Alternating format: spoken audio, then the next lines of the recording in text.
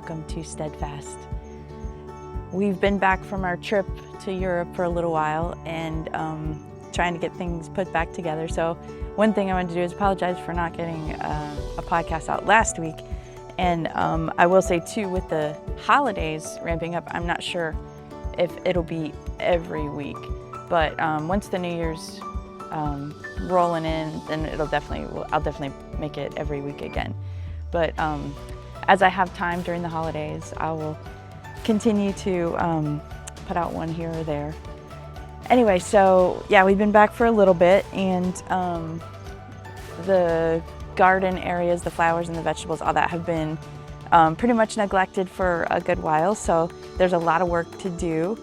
And one of the things I did was an area of the backyard flower garden that had been kind of overgrown by grass and weeds. I tore all of that out and I got to plant some new plants, and some of them, I think most of them are perennials, or if they're annuals, they should, with the mild climate of Florida, fairly mild, they should be able to hang in there and last. Yeah, with Florida, we get away with a lot of annuals being perennials.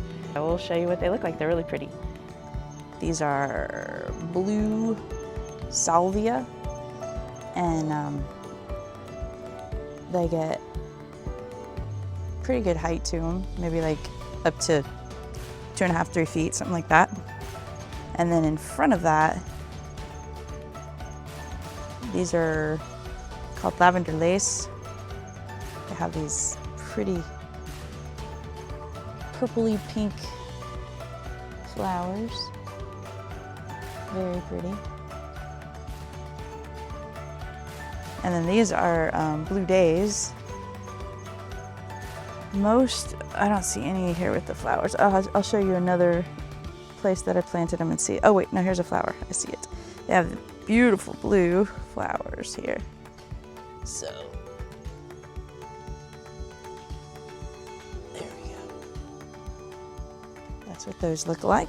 So I've tried to stagger these so that the tallest ones are in the back, and then the mid-height, and then the forward ones are shortest. And then these, the white silver, they're called Dusty Miller.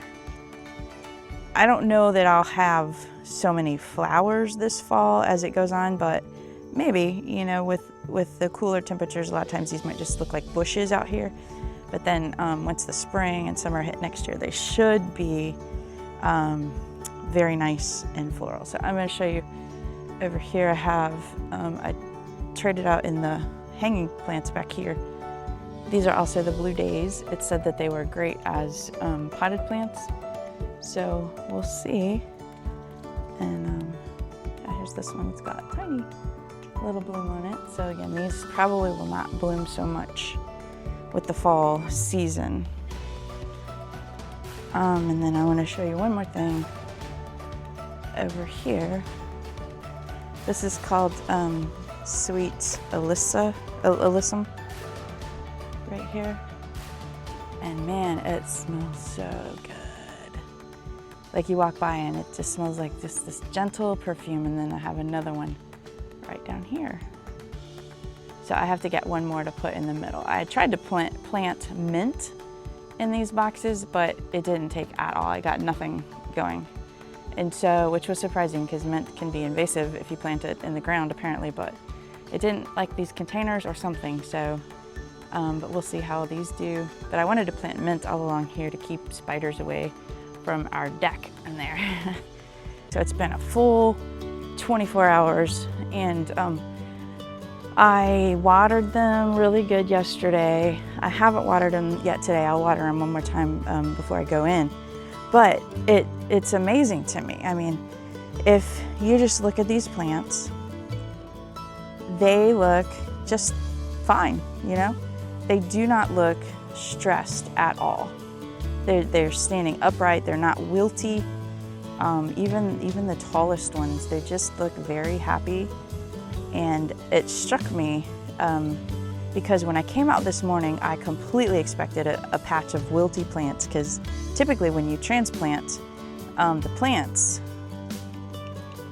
they become it's a stress on them, and so they kind of get like their leaves wilt, their flowers might even fall off, and so it takes usually about 3 to 4 days before you see happy plants again.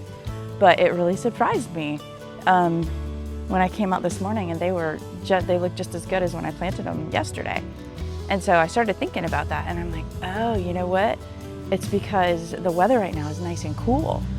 And so they had a very cool night to kind of get used to their new ground. And then even all through the day, it's not been terribly hot. Now they are in a section that gets full sun, but even with that, it's not a hot sun right now. It's a very mild sun. And so compared to some other things that I transplanted, more during the hot season where it was immediate wilts the next day, it just surprised me. And I'm like, oh, the heat makes a difference. And so I wanted to talk about that right now. Psalm 32:14 says this, for day and night, your hand was heavy upon me. My strength was dried up as by the heat of summer.